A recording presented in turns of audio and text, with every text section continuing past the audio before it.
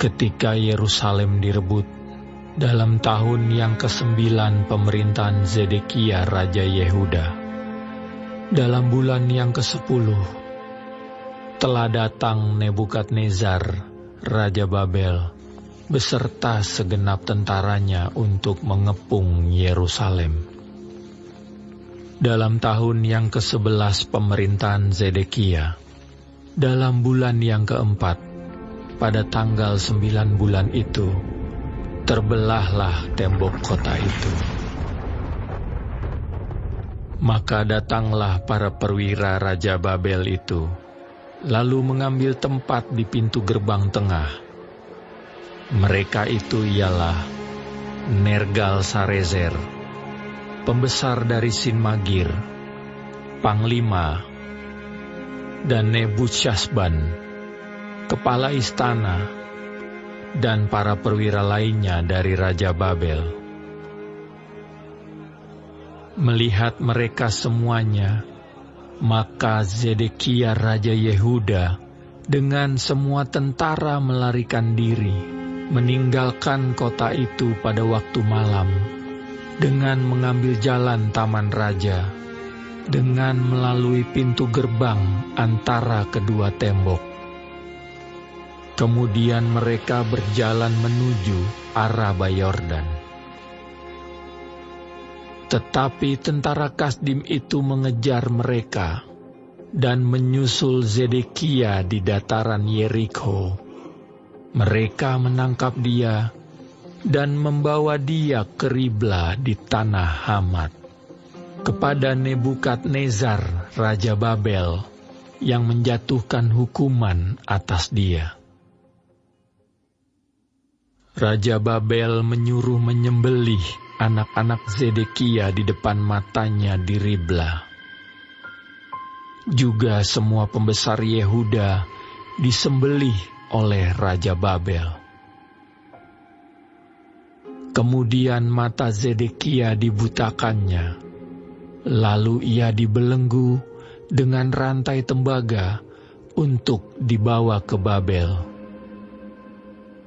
Orang-orang Kasdim membakar istana raja dan perumahan rakyat dengan api. Lalu mereka merobohkan tembok-tembok Yerusalem.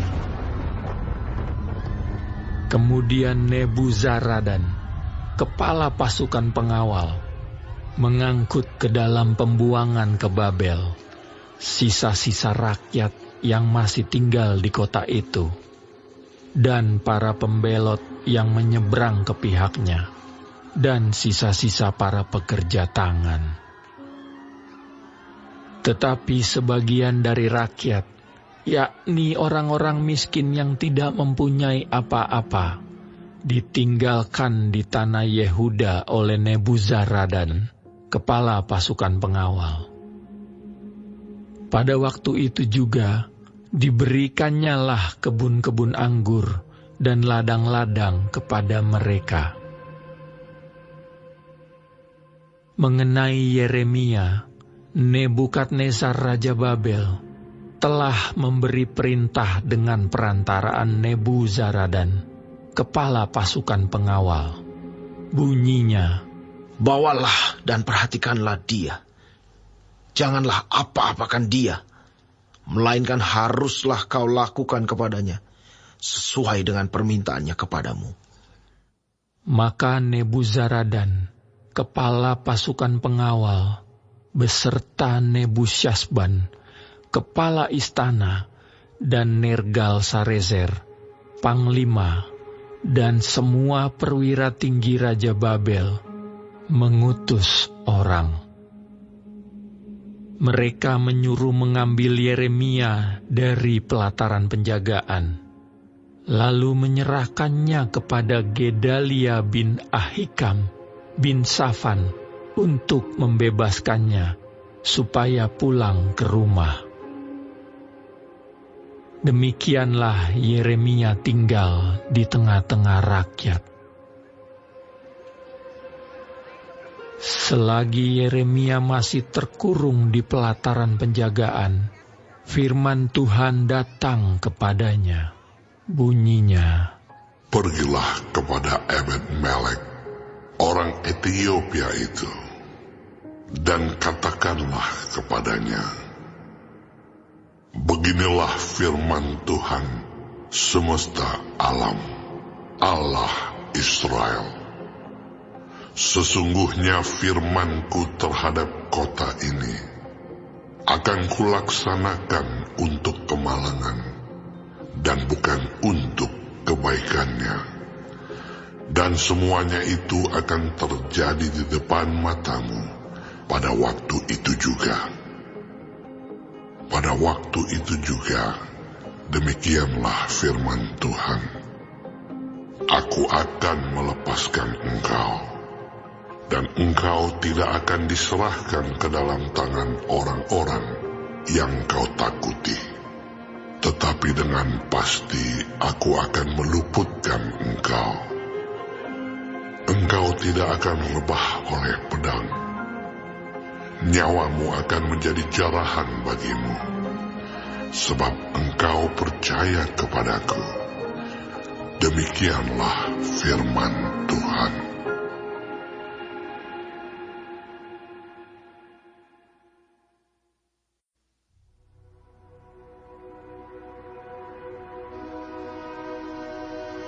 Firman yang datang daripada Tuhan kepada Yeremia sesudah ia dilepaskan dari Rama oleh Nebuzaradan, kepala pasukan pengawal, yang telah menyuruh untuk mengambilnya terbelenggu pada tangannya di tengah-tengah semua orang buangan dari Yerusalem dan Yehuda yang hendak diangkut ke dalam pembuangan ke Babel. Kepala pasukan pengawal itu telah mengambil Yeremia dan berkata kepadanya, Tuhan Allahmu telah mengancamkan malapetaka ini atas tempat ini, dan ia telah melaksanakannya.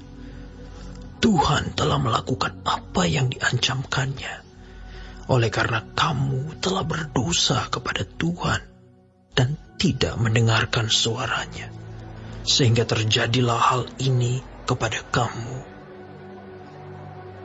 Maka sekarang, lihatlah, aku melepaskan engkau hari ini dari belenggu yang ada pada tanganmu itu. Jika engkau suka untuk pergi dengan aku ke Babel, marilah, aku akan memperhatikan engkau. Tetapi, jika engkau tidak suka untuk ikut pergi dengan aku ke Babel, janganlah pergi.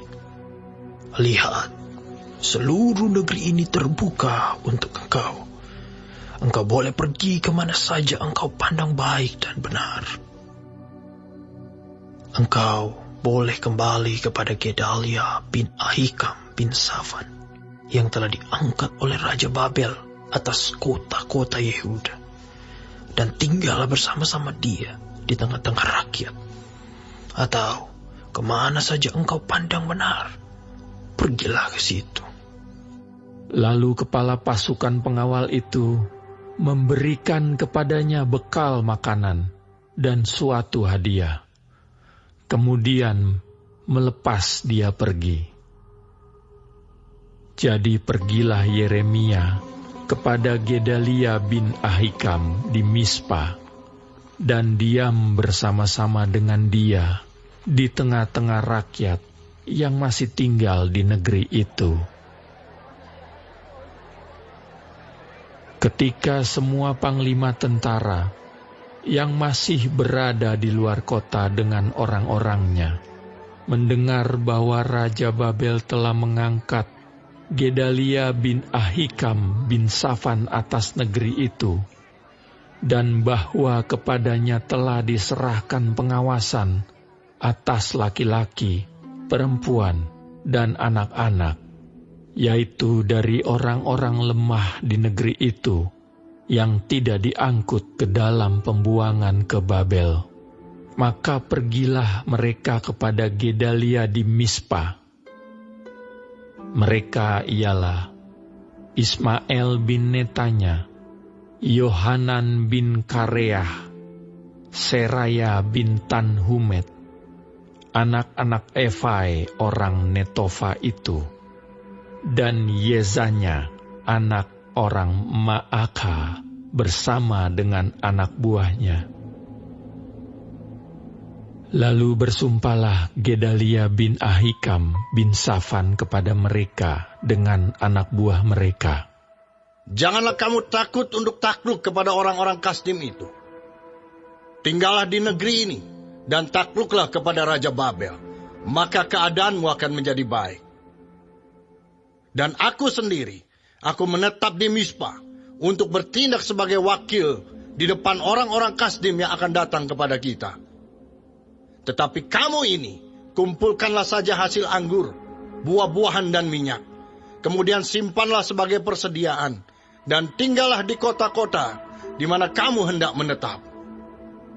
Juga ketika semua orang Yehuda yang ada di Moab, di antara Bani Amon, di Edom, dan di negeri-negeri lain, mendengar bahwa Raja Babel telah membiarkan tinggal sisa rakyat di Yehuda, dan mengangkat Gedalia bin Ahikam bin Safan atas mereka, maka kembalilah semua orang Yehuda dari segala tempat kemana mereka telah berserak-serak, dan masuk ke tanah Yehuda kepada Gedalia di Mispa. Mereka mengumpulkan hasil anggur dan buah-buahan, amat sangat banyaknya. Pada suatu kali, Yohanan bin Kareah dan semua panglima tentara yang masih berada di luar kota datang kepada Gedalia di Mispa, dan mereka berkata kepadanya, "Tahukah engkau bahwa Baalis Raja Bani Amon telah menyuruh Ismail bin Netanya membunuh engkau?" Tetapi Gedalia bin Ahikam tidak percaya kepada mereka. Kemudian Yohanan bin Kareah berkata dengan diam-diam kepada Gedalia di Mispa, "Baiklah, aku pergi membunuh Ismail bin Netanya itu dengan tidak diketahui siapapun juga. Mengapa engkau harus dibunuhnya? Sehingga semua orang Yehuda yang telah berkumpul di sekelilingmu berserak-serak lagi, dan sisa Yehuda itu binasa." Tetapi Gedalia bin Ahikam menjawab Yohanan bin Kareah, Janganlah lakukan itu, sebab yang kau katakan tentang Ismail itu adalah bohong.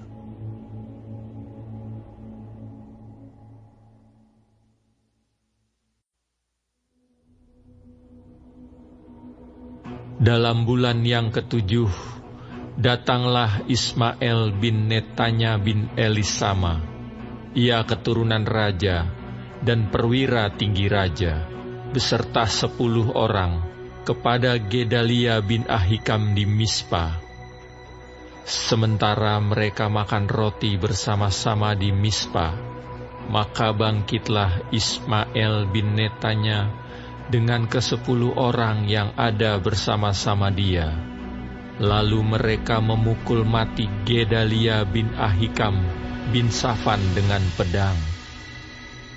Demikianlah Ismail membunuh dia yang telah diangkat Raja Babel atas negeri itu. Juga semua orang Yehuda yang ada bersama-sama dengan Gedalia di Mispa, dan orang-orang Kasdim, yakni prajurit, yang terdapat di sana, dipukul mati oleh Ismail. Esok harinya, sesudah ia membunuh Gedalia, ketika itu belum ada yang tahu, datanglah orang-orang dari Sikem, dari Silo, dan dari Samaria, 80 orang jumlahnya, yang janggutnya bercukur, pakaiannya koyak-koyak, dan badannya bertoreh-toreh. Mereka membawa korban sajian dan kemenyan untuk dipersembahkan di rumah Tuhan. Lalu keluarlah Ismael bin Netanya dari Mispa untuk mendapatkan mereka sambil menangis. Ketika ia bertemu dengan mereka, berkatalah ia kepada mereka, "Pergilah kepada Gedalia bin Ahikam." Tetapi ketika mereka sampai ke tengah-tengah kota itu, maka mereka disembelih oleh Ismael bin Netanya dengan dibantu oleh orang-orang yang bersama-sama dengan dia. Mayat-mayat mereka dicampakkan ke dalam perigi. Tetapi di antara mereka terdapat 10 orang yang berkata kepada Ismael, "Janganlah bunuh kami, sebab kami masih mempunyai perbekalan tersembunyi di luar kota, yakni gandum, jelai, minyak, dan madu." Maka ia pun membiarkan mereka, tidak membunuhnya bersama-sama dengan rekan-rekan mereka. Adapun perigi, kemana Ismael melemparkan segala mayat orang-orang yang dipukulnya mati itu, adalah perigi besar yang telah dibuat oleh Raja Asa untuk menghadapi Basea, Raja Israel. Itulah yang diisi Ismael bin Netanya dengan mayat orang-orang yang mati terbunuh itu. Lalu Ismael mengangkut sebagai tawanan seluruh sisa-sisa rakyat yang ada di Mispa itu, putri-putri raja dan semua orang yang masih tinggal di Mispa yang telah ditempatkan di bawah Gedalia bin Ahikam oleh Nebuzaradan, kepala pasukan pengawal itu. Ismael bin Netanya mengangkut mereka sebagai tawanan. Lalu ia berangkat untuk menyeberang ke daerah Bani Amon.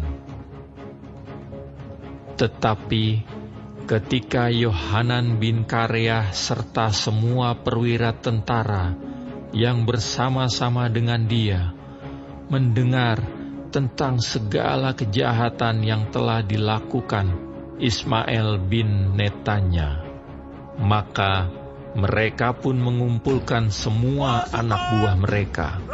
Lalu mereka berangkat memerangi Ismael bin Netanya. Mereka bertemu dengan dia di telaga yang di Gibeon.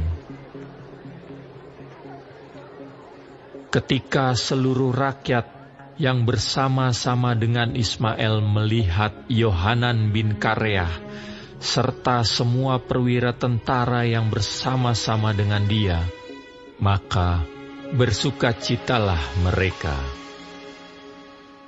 Semua orang yang diangkut sebagai tawanan oleh Ismael dari Mispa itu berbalik dan pergi mengikuti Yohanan bin Kareah.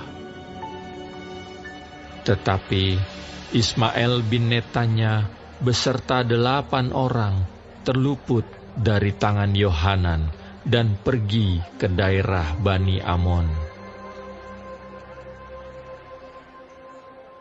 Lalu Yohanan bin Kareah serta semua perwira tentara yang bersama-sama dengan dia mengumpulkan seluruh sisa-sisa rakyat yang diangkut sebagai tawanan oleh Ismael bin Netanya dari Mispa, setelah ia memukul mati Gedalia bin Ahikam, yaitu laki-laki, prajurit-prajurit, perempuan, anak-anak, dan pegawai-pegawai istana yang dibawa kembali dari Gibeon. Kemudian mereka berjalan terus dan berhenti di tempat penginapan milik Kimham dekat Bethlehem, dengan maksud berjalan terus menuju Mesir.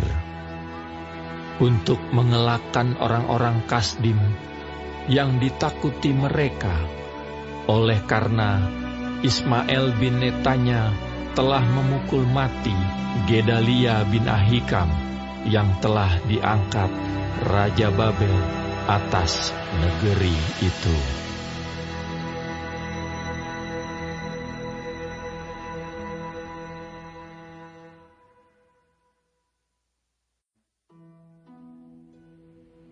Mazmur Asaf. Ya Allah, bangsa-bangsa lain telah masuk ke dalam tanah milik-Mu, menajiskan bait kudus-Mu, membuat Yerusalem menjadi timbunan puing. Mereka memberikan mayat hamba-hamba-Mu sebagai makanan kepada burung-burung di udara. Daging orang-orang yang Kau kasihi kepada binatang-binatang liar di bumi. Mereka menumpahkan darah orang-orang itu seperti air sekeliling Yerusalem, dan tidak ada yang menguburkan.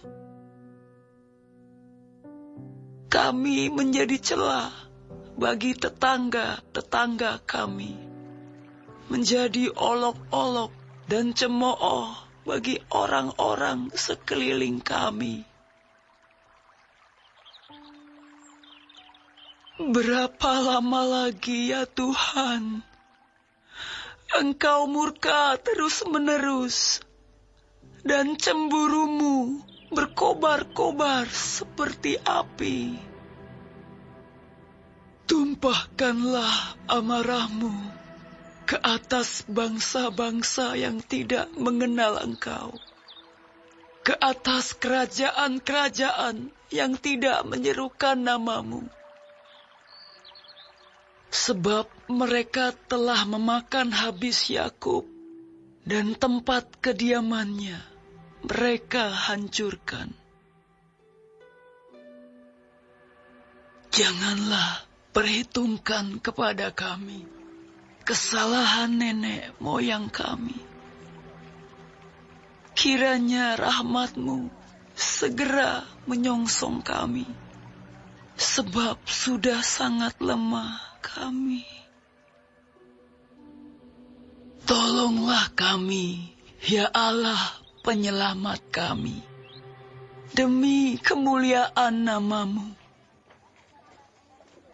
Lepaskanlah kami dan ampunilah dosa kami oleh karena nama-Mu. Mengapa bangsa-bangsa lain boleh berkata, di mana Allah mereka?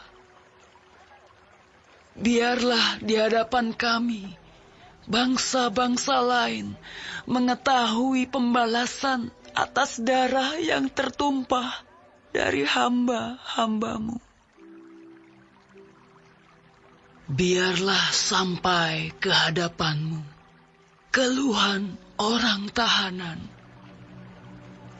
sesuai dengan kebesaran lengan-Mu. Biarkanlah hidup orang-orang yang ditentukan untuk mati dibunuh. Dan balikkanlah ke atas pangkuan tetangga kami 7 kali lipat celah yang telah didatangkan kepadamu. Ya Tuhan,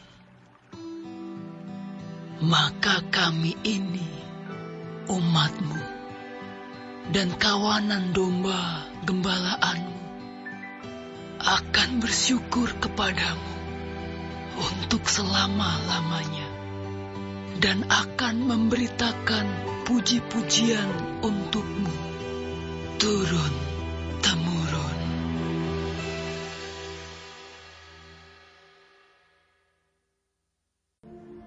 Siapa menutupi pelanggaran, mengejar kasih, Tetapi siapa membangkit-bangkit perkara, menceraikan sahabat yang karib.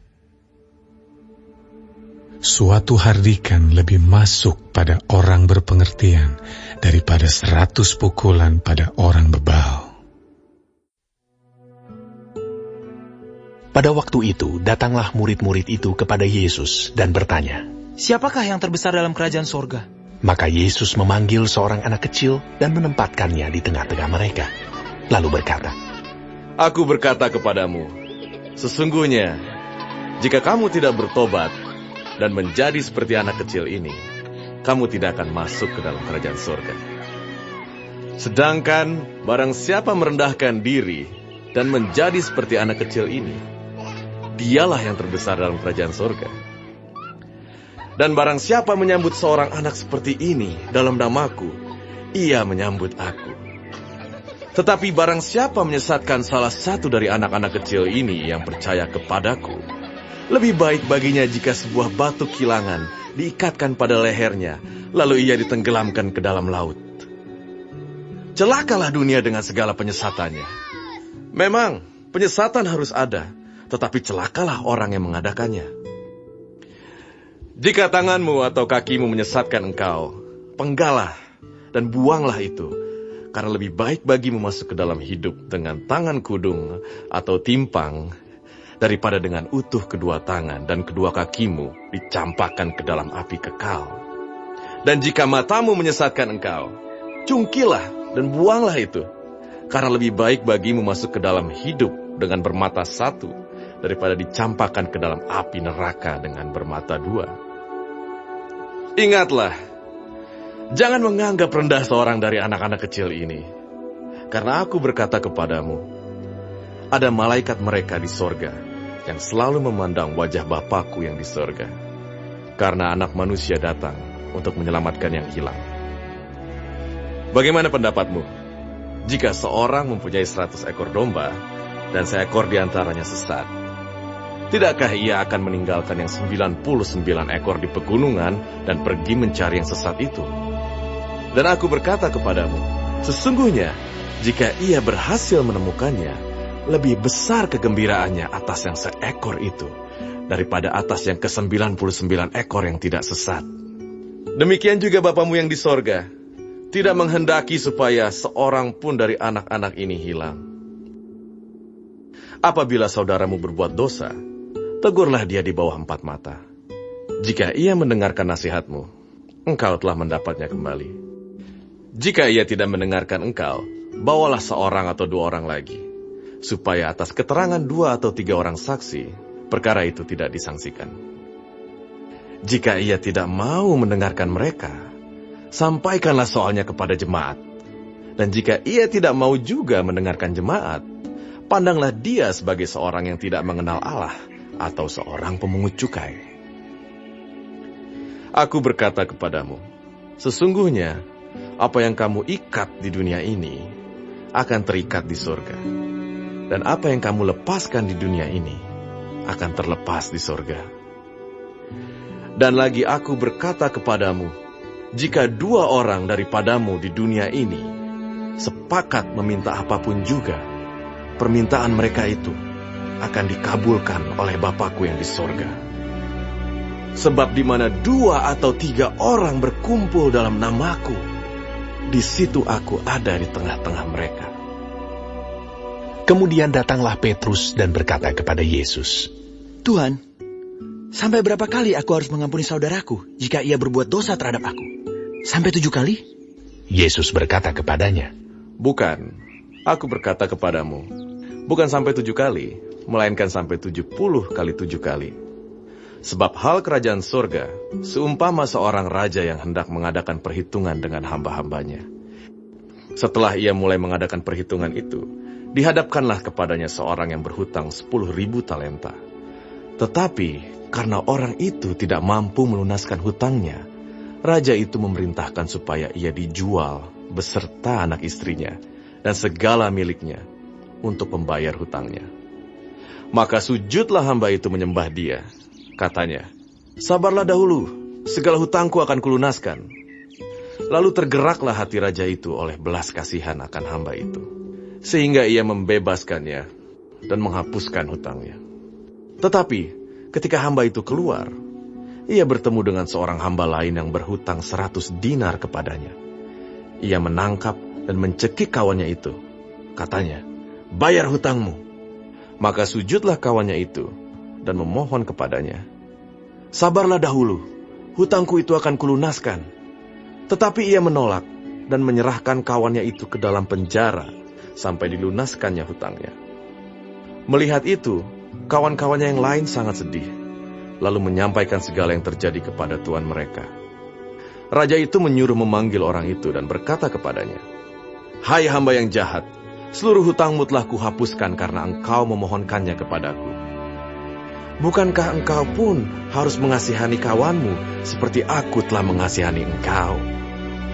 Maka marahlah tuannya itu dan menyerahkannya kepada algojo-algojo sampai ia melunaskan seluruh hutangnya. Maka Bapakku yang di sorga akan berbuat demikian juga terhadap kamu, apabila kamu masing-masing tidak mengampuni saudaramu dengan segenap hatimu.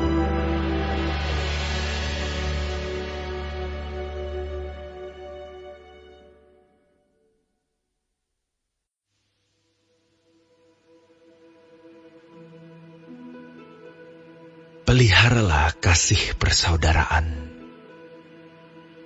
Jangan kamu lupa memberi tumpangan kepada orang. Sebab dengan berbuat demikian, beberapa orang dengan tidak diketahuinya telah menjamu malaikat-malaikat. Ingatlah akan orang-orang hukuman, karena kamu sendiri juga adalah orang-orang hukuman. Dan ingatlah akan orang-orang yang diperlakukan sewenang-wenang, karena kamu sendiri juga masih hidup di dunia ini. Hendaklah kamu semua penuh hormat terhadap perkawinan, dan janganlah kamu mencemarkan tempat tidur, sebab orang-orang sundal dan pezina akan dihakimi Allah. Janganlah kamu menjadi hamba uang, dan cukupkanlah dirimu dengan apa yang ada padamu. Karena Allah telah berfirman, "Aku sekali-kali tidak akan membiarkan engkau, dan aku sekali-kali tidak akan meninggalkan engkau." Sebab itu dengan yakin kita dapat berkata, "Tuhan adalah penolongku. Aku tidak akan takut. Apakah yang dapat dilakukan manusia terhadap aku?" Ingatlah akan pemimpin-pemimpin kamu yang telah menyampaikan firman Allah kepadamu. Perhatikanlah akhir hidup mereka dan contohlah iman mereka. Yesus Kristus tetap sama, baik kemarin maupun hari ini, dan sampai selama-lamanya.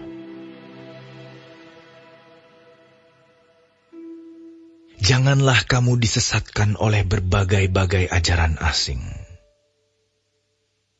Sebab yang baik ialah bahwa hati kamu diperkuat dengan kasih karunia, dan bukan dengan pelbagai makanan yang tidak memberi faedah kepada mereka yang menuruti aturan-aturan makanan macam itu.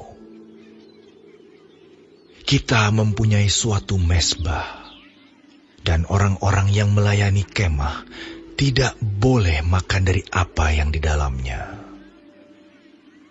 Karena tubuh binatang-binatang yang darahnya dibawa masuk ke tempat kudus oleh imam besar sebagai korban penghapus dosa, dibakar di luar perkemahan.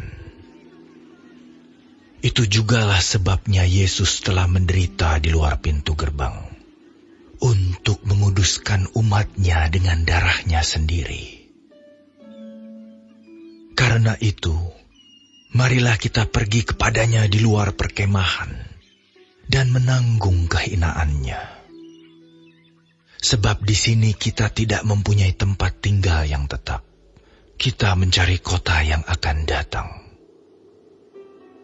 Sebab itu, marilah kita oleh Dia senantiasa mempersembahkan korban syukur kepada Allah, yaitu ucapan bibir yang memuliakan namanya.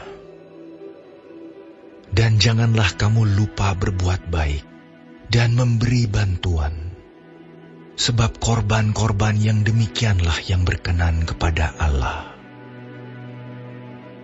Taatilah pemimpin-pemimpinmu, dan tunduklah kepada mereka, sebab mereka berjaga-jaga atas jiwamu, sebagai orang-orang yang harus bertanggung jawab atasnya. Dengan jalan itu, mereka akan melakukannya dengan gembira, bukan dengan keluh kesah, sebab hal itu tidak akan membawa keuntungan bagimu. Berdoalah terus untuk kami, sebab kami yakin bahwa hati nurani kami adalah baik, karena di dalam segala hal kami menginginkan suatu hidup yang baik. Dan secara khusus aku menasihatkan kamu, agar kamu melakukannya, supaya aku lebih lekas dikembalikan kepada kamu. Maka Allah damai sejahtera, yang oleh darah perjanjian yang kekal, telah membawa kembali dari antara orang mati Gembala agung segala domba, yaitu Yesus, Tuhan kita. Kiranya memperlengkapi kamu dengan segala yang baik untuk melakukan kehendak-Nya, dan mengerjakan di dalam kita apa yang berkenan kepadanya, oleh Yesus Kristus. Bagi Dialah kemuliaan sampai selama-lamanya. Amin. Dan aku menasihatkan kamu, saudara-saudara, supaya kata-kata nasihat ini kamu sambut dengan rela hati, sekalipun pendek saja suratku ini kepada kamu. Ketahuilah bahwa Timotius, saudara kita, telah berangkat. Segera sesudah ia datang, aku akan mengunjungi kamu bersama-sama dengan dia. Sampaikanlah salam kepada semua pemimpin kamu dan semua orang kudus. Terimalah salam dari saudara-saudara di Italia. Kasih karunia menyertai kamu sekalian.